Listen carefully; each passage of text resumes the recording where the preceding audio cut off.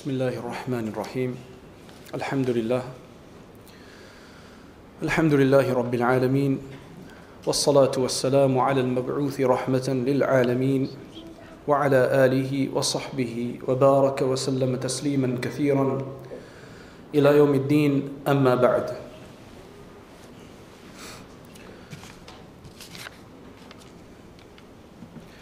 My dear respected brothers and sisters, and our ulama,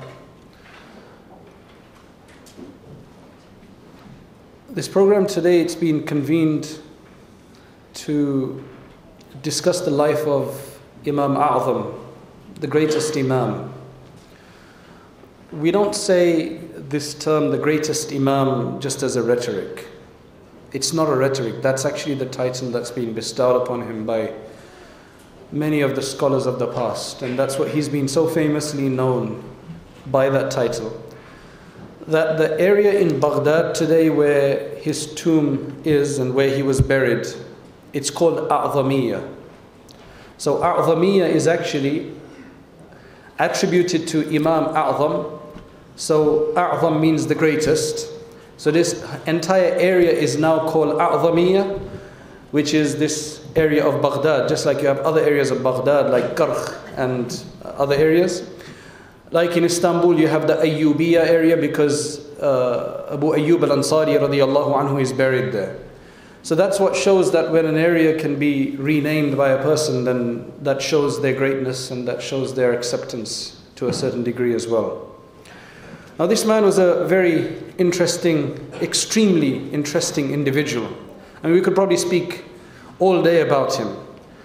Today I haven't really prepared any kind of systematic discussion or some kind of academic essay on him. I'm really going to be speaking at random about things that just stand out to me and that are very inspirational for me from his life. And hopefully, inshallah, we can benefit. We have a very short amount of time.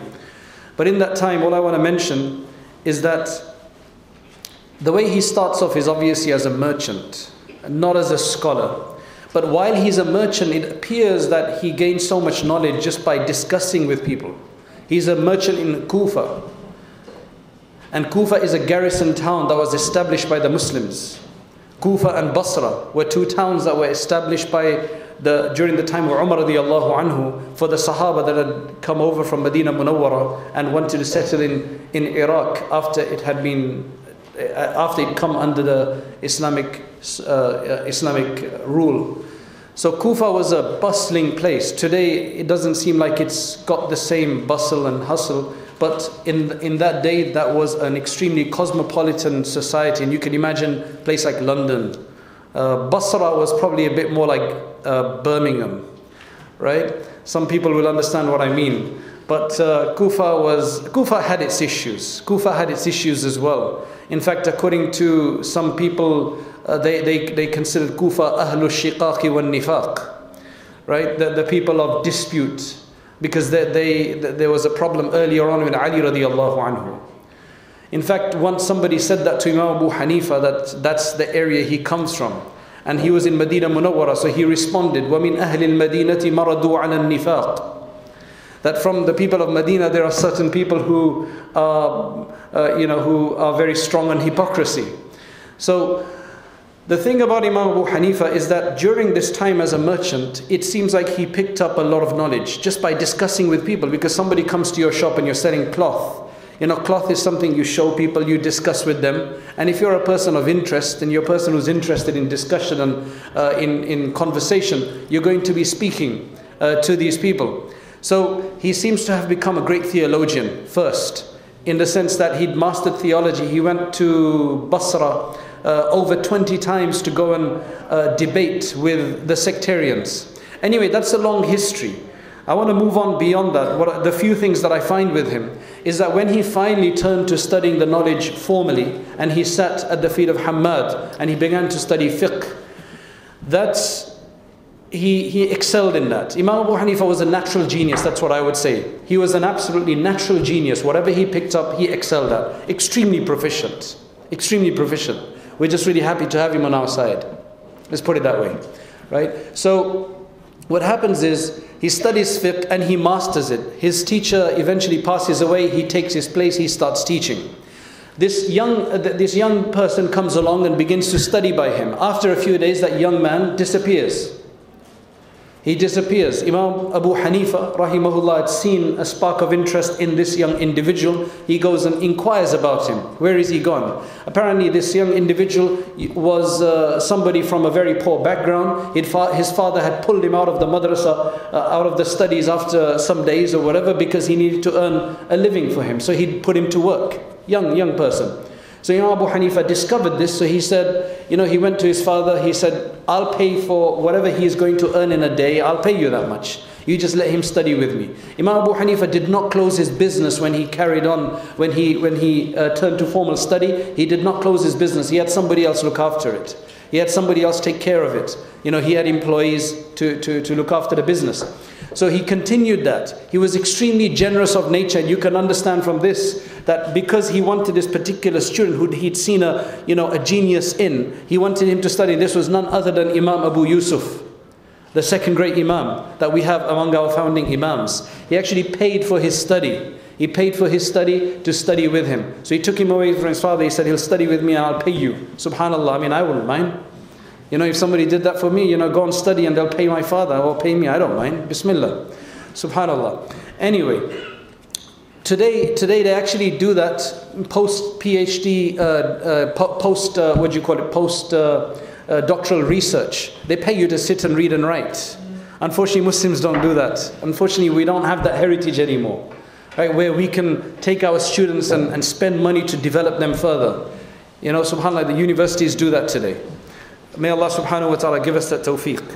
So now, he's teaching fiqh. He spends huge amounts of money on the profits he makes from his business. He spends it on ulama.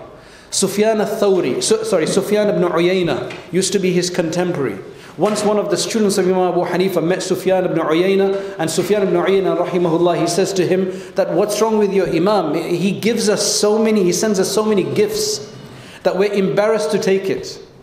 It's like an embarrassment, in the sense that, one is you go and give somebody a pen as a gift. Better still, you go and buy somebody a, Galaxy Note, right? I don't like iPhones.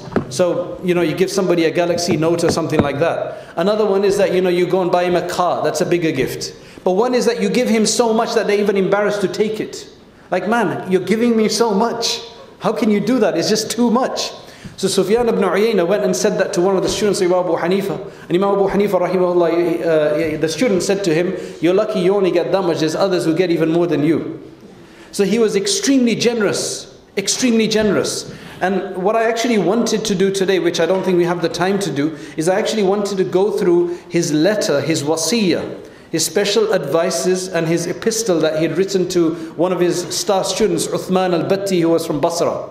We don't have the time to go through it, but one of them is that he tells him you need to spend on people. You need to feed people, you need to give them gifts, you need to look after them. That's really beneficial for an alim to build a connection with the people. And he says that no person who has miserliness can ever be a leader. Leadership quality is that generosity goes with it. So anybody who wants to be a leader or assume any kind of leadership role, generosity has to be part of your trait. Otherwise you can't. And Imam Abu Hanifa showed us that in practice himself.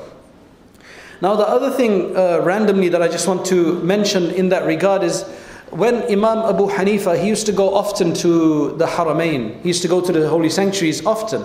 And on one of those occasions he met with Imam Malik, rahimahullah. Imam Malik was his contemporary. Imam Shafi'i was interestingly born in the year that Imam Abu Hanifa passed away. 150 Hijri, that's when Imam Abu Hanifa passed away. That's the year Imam Shafi'i was born. Right, one great Imam replacing another. It's ajib. But Imam Malik rahimahullah was his contemporary. So on one occasion he went to visit him, and after he left, somebody asked Imam Malik that, what do you think of this Imam? What do you think of Imam Abu Hanifa? He says, Wallahi ra'aytu rajulan law kallama hadhihi as-sariyati dhahaban laqama bihujjatihi. He says that I've seen such a man that if he said this pillar is made of gold, he'd probably be able to establish evidence and proof that it is. That's how quick of mind, that's how shrewd he was, that's how his intellect was so profound. He was an absolute genius. There's no doubt about it. One of the points I want to make in that regard is that this whole discussion about the Hanafis being far from hadith, this is not the time to go into it in detail, but just some of the points that I've picked up. Because recently I taught a course on Hanafis and hadith. Hanafis and hadith scholarship, usul al-hadith. Theory, hadith theory. That's what I taught. What I understood from there is that let's take a few examples. You have Imam Muhammad al-Shaybani. Imam Muhammad al-Shaybani has been considered to be one of the youngest and brightest people that studied with Imam Abu Hanifa. He was very young when he studied with him. He probably studied with him in his teens, in his late teens, before Imam Abu Hanifa passed away. He had actually come to ask a mas'ala. He had had a wet dream the night before, and he came to ask an issue that does he have to pray Isha prayer or not if he had a wet dream. And then when he got the response, he went to the side and he prayed. He went and he prayed his qada prayer. Then he came and he sat in the majlis. And then he became a star student of Imam Abu Hanifa, and he is the one who is now responsible for transmitting the Hanafi school, the authentic narrations of the Hanafi school called the Zahir al-Riwayah, the 6 famous books. And then beyond that, the Nawadir, etc. So now, when you look at a person like Imam Muhammad al-Shaybani, he studies at a very young age with Imam Abu Hanifa. Then he goes to, after Imam Abu Hanifa's death, he goes to Medina Munawwara. He studies under none other than Imam Malik. And he studies with him not just for a few days, he studies with him in a way that he's able to relate the Muwatta. So he has his own recension of the Muwatta from Imam Malik called the Muwatta of Imam Muhammad. It's a bit different from the Muwatta. Much of it is the same, but there's some difference where he's taken some narrations, he's omitted others, and so on and so forth. But what's most interesting is he comes back and he does not lose his faith in the Hanafi school. Generally speaking, when you've had one teacher, then you go to another profound teacher, there's an impact. There's no doubt there's an impact on that, right? Of that second teacher on you. But here you have that he is so faithful to his Imam that he actually considers himself the Hanafi and so on, and he continues to teach the Hanafi school and relate from his teacher. Yes, he's got the one book from Imam Malik, rahimahullah, but the majority of his fiqh and his masail are related from Imam Abu Hanifa. That goes to show that he must have seen something quite amazing in Abu Hanifa, rahimahullah, that he did not want to leave and abandon. He found that to be more profound than anything else. Number two, let's take another example. These are, again, random examples from history. Another one is Imam Tahawi. I mean, he's a man, again, of great learning, great proficiency, again. He's a Shafi'i, he starts with the Shafi'i. His mother's a Shafi'i scholar. His uncle's a Shafi'i scholar, Muzani, who's Imam Shafi'i's right-hand man. Muzani is the one who says that people have not really understood the position of Imam Shafi'i and his real status. Imam Shafi'i was very, very young when he passed away. But within that time, he was able to acquire so much. Muzani said that people have not really understood the status of Imam Shafi'i.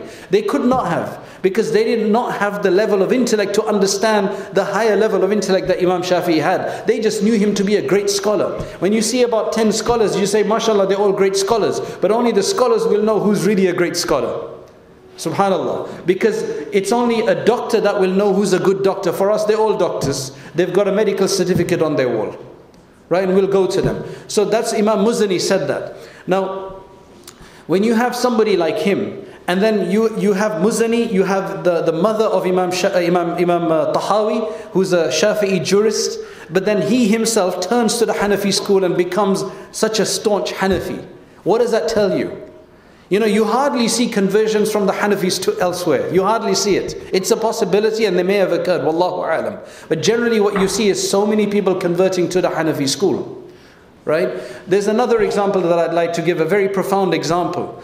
One of the first and the founding usulul hadith books of the Hanafi school, from which the likes of Jassas, Bazdawi, Sarakhsi, and all the later scholars have taken from, Dabusi, etc., have taken from, is the book of Isa ibn Aban, rahimahullah. Isa ibn Aban is a student of Imam Muhammad as well. And Isa ibn Aban first was not interested in the Hanafi school.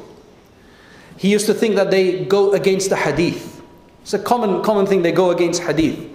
So, on one occasion, Muhammad ibn Sama'a, Muhammad ibn Sama'a was another student of Imam Abu Hanifa. He once took him to sit in the dars, and he would constantly refuse to go. But one day he sat with Imam Muhammad, and after the dars was over, Muhammad ibn Sama'a says that this is our friend who reckons that we go against hadith. So he says, okay, ask your question. What question do you have? So he came with a number of questions, and the response he got was so sufficient for him that from that day he left everything else and went and started to study with the Imam. That was just quite amazing. Now what you understand here is somebody who's opposing him. He's come with this understanding, with this preconceived baggage that there's a problem here. They don't really follow hadith. They just follow their opinion. Their qiyas and analogy is too far-fetched. It doesn't really relate to the hadith and so on. Yet when he listens to the responses, he is convinced. You have another simple example which many of you may have heard of. A'mash was the muhaddith, A'mash, Sulaiman al-A'mash. He was a teacher of Abu Hanifa rahimahullah in terms of transmission of hadith. But then when it came to fiqh, he studied under Imam Abu Hanifa, because on one occasion what happened is he came to Imam Abu Hanifa and he asked him a particular issue. Imam Abu Hanifa gave him a response. He says, where did you get that response from? Where did you infer that ruling from? How did you extrapolate that ruling? That judgment, where did you get it from? So then Imam Abu Hanifa very casually, he says, I relate from A'mash, who relates from so-and-so, from so-and-so, from so-and-so, from Rasulullah sallallahu alayhi wasallam, that he said this. That's when it clicked to A'mash that the hadith that he had related to Imam Abu Hanifa was the response and was the basis for the ruling that he was looking for. That's when he made that famous statement where he said that we, the hadith scholars, the hadith transmitters, are merely like pharmacists who collect medicine, who stock medicine, who dispense it based on the recommendations of a doctor. Whereas the jurists, the fuqaha, they are like the physicians, the doctors that are able to understand the issue and to extrapolate and to infer a ruling and provide that ruling. That's when he realized that. And he studied under Imam Abu Hanifa like that. So what makes it that these people become convinced? After being opposed, they become convinced. That's the amazing part. So after reading all of that, I really thought about this for a while. And what I realized was that the reason why you had the opposition in the beginning and then the conversion afterwards had to be for one reason. Now listen to this carefully. The mindset of the founding Imams, the way Imam Abu Hanifa, through his great intellectual acumen and what he had developed within Imam Abu Yusuf, Imam Muhammad, Imam Zufar, and all the other, Yahya ibn Abi Za'idah, and all the other great scholars that he had around him, was this penetrating insight on taking a hadith and actualizing it, on operationalizing it, on applying it to the situation. That has been always the context of the Hanafi school. That's always been the drive of the Hanafi school. That what they do is they take the hadith, and it's not just about preservation of the hadith. That's the difference. If you look at the books of usul, like for example, if you look at the whatever is retained of the usul al-hadith of Isa ibn Aban rahimahullah, that's been retained in the books of Imam Jassas, Al-Razi, and Bazdawi and Sarakhsi, what you will notice is that all of the usul al-hadith rules, they're all based on trying to operationalize the hadith. How do we take this narration, this hadith, and apply it to this situation? They're not bothered about just preservation. They want to preserve it through action. That's the difference. So it's a very practical school. The Hanafi school has been considered to be the most practical schools. That's why it's been the madhab of the Abbasids. They preferred the qadis of the different areas to be Hanafis. And whenever a qadi would come of a certain madhab, that's how the madhab would then, that's when the madhab would then spread in the area. Let me just digress. Let me just digress slightly. When we're talking about Basra, during the time of Imam Abu Hanifa, the teachings of Imam Abu Hanifa had not reached Basra. Yes, he'd gone there to debate on a theological level, but when you talk about jurisprudence, the Basrans, they had other imams that they followed. They had other jurisprudence that they followed. When this Uthman al-Batti finished studying with Imam Abu Hanifa and he wanted to go back to Basra, his hometown. Imam Abu Hanifa told him, let me give you a few advices. Among that advices, that what I don't want you to do is, I don't want you to go there and start teaching and saying, Qala Abu Hanifa kada, Qala Abu Hanifa kada, that Abu Hanifa said this and Abu Hanifa, I don't want you to go and start spreading my madhab like that. People will take you out of the masjid, they'll chase you out. But when Isa ibn Aban actually went to Basra, he did not listen to this advice. He had a lot of zeal. He wanted to teach what he had learnt. So immediately he started teaching, saying, Qala Abu Hanifa hakada, Qala Abu Hanifa kada, and so on. And they chased him out of the masjid because he was coming with something kind of foreign to them. Remember, that's the time of the development of the schools, development of juristic learning. So they had their own imams there. They were great scholars in Basra as well. However, very different to that, Imam Zufar ibn Huzayl, who was much older, and he was also a student of Imam Abu Hanifa from Basra. He was also of one of the great families of Basra. When he finished studying and he went to Basra, what he first did was he went and sat in the other groups of jurisprudence, the other masail groups that the other scholars were teaching. He would sit there and he would listen. And then when it was time for discussion, in those days it wasn't just like one person teaching and everybody listening. It used to be discussion. That was the method even in Imam Abu Hanifa's majlis as well. So when the time came to discussion, he would acknowledge their opinion. In fact, that's exactly what Imam Abu Hanifa told Uthman al-Batti, that you go and listen. If they ask you a question, you should give them a response they used to first. Then tell them, oh, there's another opinion and this is the dalil of that opinion. Right? And this works very well. When I first moved to America, I was in a community where there were no Indians, no Pakistanis, and maybe one or two Bangladeshis. So hardly any Hanafis. It was mostly Arabs from different communities, some Afghanis, and a lot of converts. Now initially I'm there, I just come out of studying the Dawratul Hadith. I actually had retained a lot of what had been taught there about Imam Shafi'i's opinion, Imam Malik's opinion, and I used to give all of that because I wanted people to be able to relate. But later what I discovered is that confused people. So what I would do is, if I would see that there's somebody from North Africa there, I was asked a question, I would give a Maliki response without saying it's Maliki. I would say, certain scholars say this, but then there's another opinion, and then I would give the Hanafi opinion, and I'd say, and the dalil for it is this. And you see, because when somebody's been following something all their life, that's what they've been following, and you come with a totally new opinion like some of these people do, and they want to change you, right? And they want no other way but the highway, right?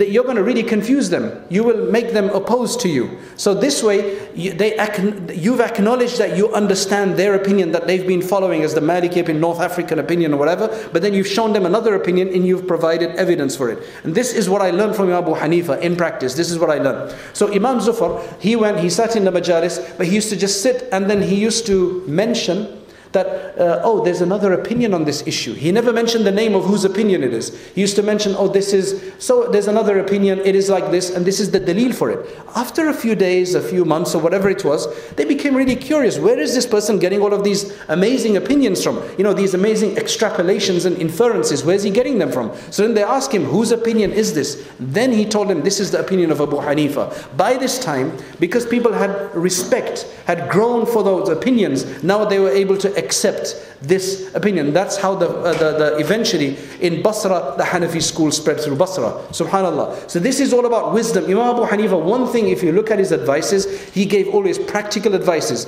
because he dealt with people. He was really, really practical. On one occasion, somebody came to him, and he said to him, he was scruffy. He said, Imam Abu Hanifa said to him that, after the dars, he says, there's some money under this rug here. Go and aslih halak, go and sort your situation. Go and get some nice clothes and so on. He says, I've got money. He says, why do you dress like this for? Why do you dress like this for? So then Imam Abu Hanifa advised him. He says that there's no point dressing like somebody in a way that makes people sorry for you. It makes your friends feel like, sorry for you, that, they need to help you out. So these are very practical advices that he would give. Now, Imam Abu Hanifa was not just a raw jurist, not just a pure academic. And in fact, he was so great in his worship, right? And in his generosity and in his wara and in his taqwa, that there's a number of stories that are related to that, which we don't have time to go into. I'll just mention one story. As you know, he was a cloth merchant. He was a cloth merchant. On one occasion, he told one of his workers that, look, we need to go and deliver this particular ream of cloth to such and such a person. There's a defect on this cloth. You know, it used to be hand woven. So there's a defect in there. It was in the middle somewhere. Generally, when a person takes a cloth, they don't necessarily check every single part of it. Once the deal is done, it's done. So he says, I want you to make sure that you inform them that there is a problem here. Now the worker, he went and he was probably in a hurry or whatever, he forgot. He just delivered the cloth, took the money and came back. When Imam Abu Hanifa inquired afterwards that, did you tell him? He says, no, I forgot. So then when they tried to go and look for that person again, they couldn't find him again. It was maybe some traveler or something. So now what did Imam Abu Hanifa do? I mean, we would say, well, I tried my best, khalas, finished, let's use the money. But he donated that entire amount.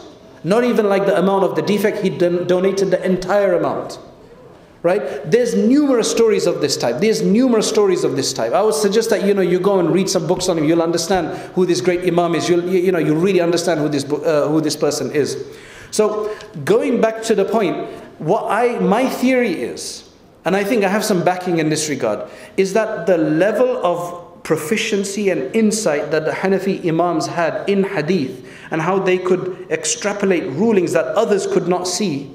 This is what initially led people to say and accuse them of going just according to opinion and not according to hadith. But when the issue was laid clear, there's another example, Ja'far as-Sadiq. Same thing. He says, how come you dispute the hadith of my grandfather, from my grandfather? He says, how so? He says, well, you say this. He says, no, this is what I do. If that was the case, then I would never have said that you make masa on the top of your feet. I would have said you make it at the bottom, because on the bottom of your socks, because leather socks, because that's what gets dirty, not the top part. But I go with the narration in this. And there are so many cases like that. So when people recognize the depth of knowledge and the depth of inference and profound insight, then they recognize, okay. But when they don't do that and just superficially, because they can't see it, they claim that they allege that these people are against the hadith. So when it comes to his piety as well, he has been mentioned, for example, by Allama Sha'rani in his Tabaqat on the Awliya. In his Tabaqat on the Awliya, he's mentioned him in there as well. To finish off, all I want to mention is that you need to understand this madhab. It's a very practical madhab. I know there's one issue that we suffer from, right? And I'll be very honest about it, is the jama' bayna salatain, the combining the prayers. That's the toughest issue in the Hanafi school.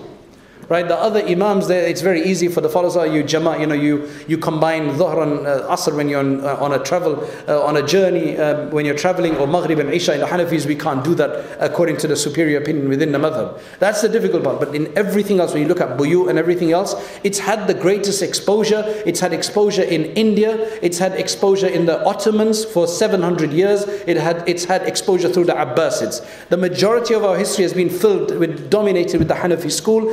And today, at least half of the Muslims around the world are Hanafis, at least. And they seem to be the most closest to their school in general, wherever they go, because it's such a practical school. May Allah subhanahu wa ta'ala fill the grave of the great Imam and all the founding Imams and all the Mashayikh all the great Fuqaha of the past until our day. May Allah subhanahu wa ta'ala fill their graves with nur. May Allah reward them abundantly on our behalf for this great extrapolation they've done. And subhanAllah, one last thing. Imam Abu Hanifa was asked after his death in a dream. He was asked that, what is it that helped you? All your fiqh, etc. He says, no, what helped me was everybody's criticism. All the extension of their tongue and the bad things that they said about me, that is what really helped me, because that gives reward when you do ghiba about people, when you slander people, and so on and so forth. Wa akhiru da'wana anil hamdulillahi rabbil alameen.